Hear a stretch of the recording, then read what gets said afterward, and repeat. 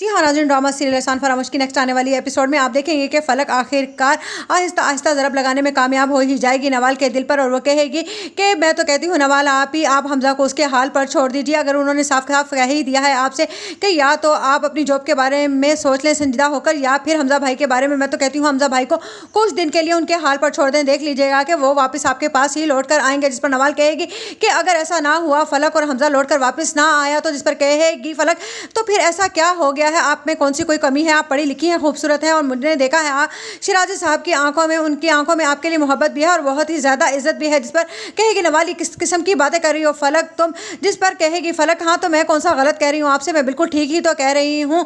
आप हमजा भाई को छोड़िए, वो आपकी इज्जत करते नहीं हैं और ना ही वो आपके बारे में संजीदा है, तभी तो उन्होंने आपसे साफ साफ कह दिया है कि या तो वो आपका इंतखाब कर लें या फिर कुछ और। जिस पर कहेगी नवाल के अच्छा तो मैं सोचती हूँ। जिस पर कहेगी फलक अब सोचने के लिए कुछ नहीं रहा है, देखा नहीं आपने कबीर ने मेरा क्या हाल करके रख दिया है, मेरे करियर के बारे में वो बिल्कुल भी संजीदा नहीं है, इसीलिए मैंने भी ये फैसला कर लिया है कबीर को छोड़ने का। जिस पर नवाल कहेगी ये तुम क्या कह रही हो। जिस पर कहेगी फलक हाँ तो ऐसी ज़िंदगी का क्या फ़ायदा जो इंसान दूसरों की मर्ज़ी से गुजारे, मैं तो कहती हूँ आप छोड़िए हमजा भाई को और अपने बारे में सोचिए।